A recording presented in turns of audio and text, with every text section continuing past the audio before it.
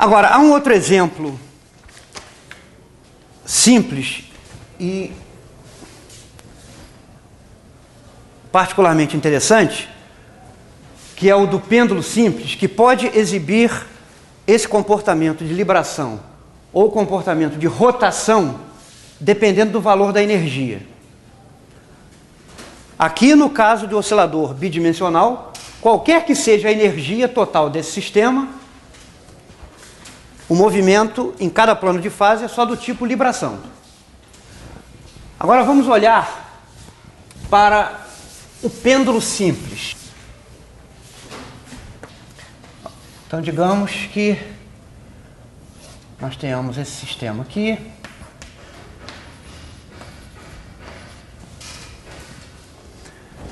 Nós escolhemos os eixos desse modo aqui, tomando o nível zero do potencial gravitacional no plano que contém o ponto de suspensão do pêndulo. A hamiltoniana desse sistema é T mais V, é menos... Isso aqui é igual a constante igual a energia total. Bom, esse sistema aqui é unidimensional, então a questão da separabilidade não se põe, né? Separável é só para pelo menos com 2 graus de liberdade ou mais, né? Um sistema unidimensional cuja hamiltoniana não depende explicitamente do tempo é separável por definição, né? Não há nada a separar aqui, tá? Então vamos olhar quais são os movimentos possíveis no plano de fase θ, Pθ. Eu vou supor que isso aqui é uma haste rígida e leve, de tal modo que esse pêndulo ele pode executar um movimento usual de oscilação, mas se a energia for suficientemente grande, ele pode girar em torno desse eixo que passa pelo ponto de suspensão. Tá? Veja o seguinte, ó. Para que esse pêndulo possa atingir a condição mínima para ele poder chegar até a posição vertical, se ele chegar lá na posição vertical com velocidade zero, a energia dele será mgl. Se a energia for maior do que mgl, ele terá condições suficientes para ficar girando indefinidamente em torno do eixo horizontal que passa pelo ponto de suspensão, tá certo? Se a energia do pêndulo superar mgl, o movimento vai ser tal que a coordenada θ pode crescer ou decrescer indefinidamente. Agora, o momento Pθ se repete periodicamente, né? Por exemplo, se o pêndulo parte daqui com energia suficiente para dar uma volta, quando ele passa por aqui, depois de completar uma volta, o Pθ tem o mesmo valor.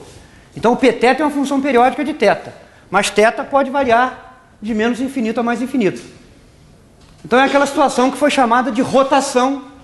Então, vocês estão vendo que o nome, né, é sugerido exatamente porque o pêndulo fica girando indefinidamente, né? Aquela situação que foi chamada de rotação é porque tipicamente é um movimento como esse. Tipicamente isso ocorre com coordenadas angulares que podem ir crescendo ou decrescendo indefinidamente, e o momento conjugado é uma função periódica desse ângulo, tá? Então isso aqui dá lugar à rotação. Agora, se a energia for menor do que mgl,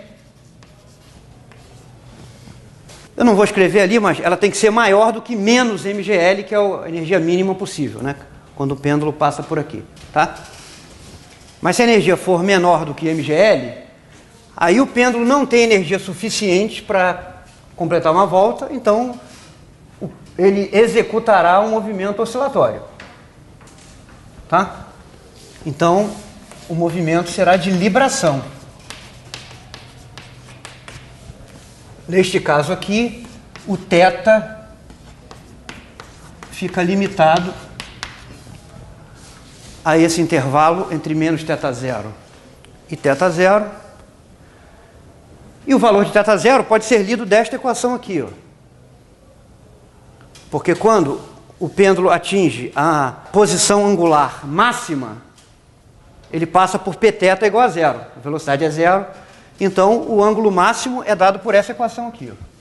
Ou seja, esse θ0 é determinado por cosseno de θ0 igual a menos E sobre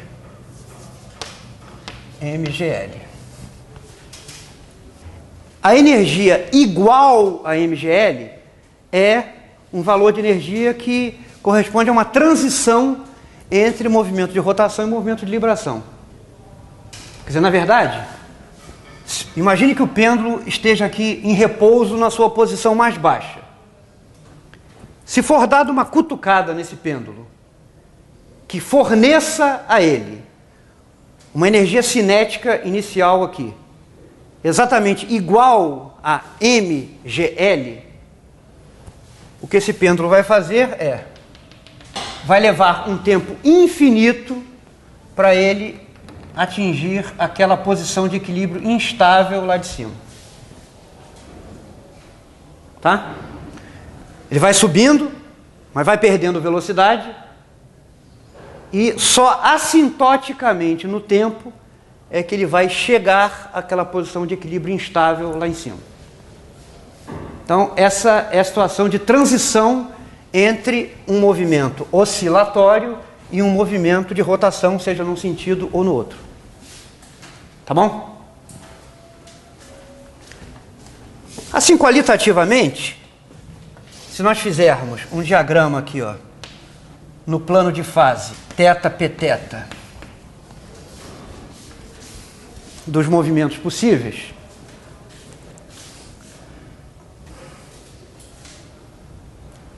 para energias menores do que mgl, a curva será uma curva fechada descrita aqui no plano de fase, tá? Alguma coisa desse gênero aqui. Se a energia for um pouco maior, mas ainda estiver abaixo de mgl, vai se ter uma outra coisa desse gênero aqui.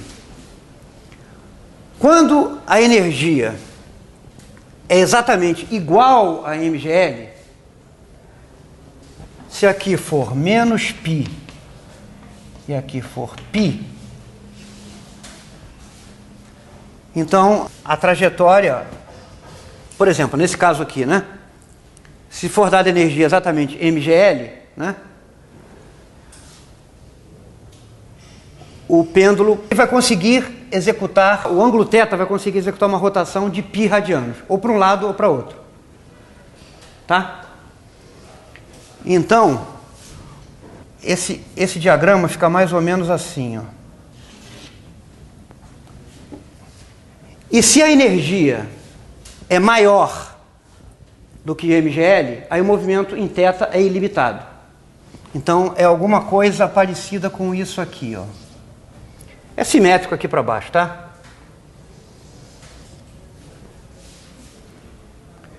Então, se a energia aumentar mais ainda, aí você vai ter uma outra curva parecida por aqui. Então, essas curvas aqui, ó, corresponde à energia maior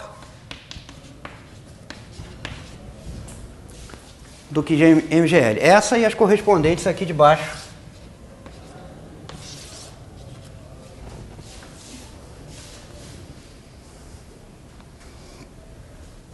Essas curvas aqui, ó, essas duas curvas fechadas e todas as que estiverem nessa região são as curvas correspondentes à energia menor do que mgl.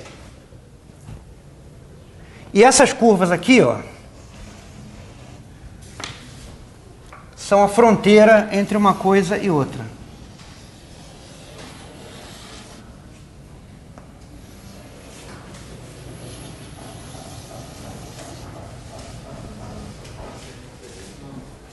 Tá? Essas curvas aqui separam a região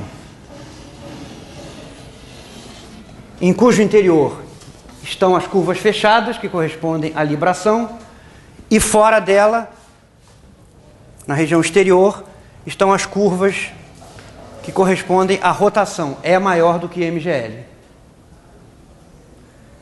Então, no caso do pêndulo é interessante porque as duas situações podem acontecer, dependendo do valor da energia.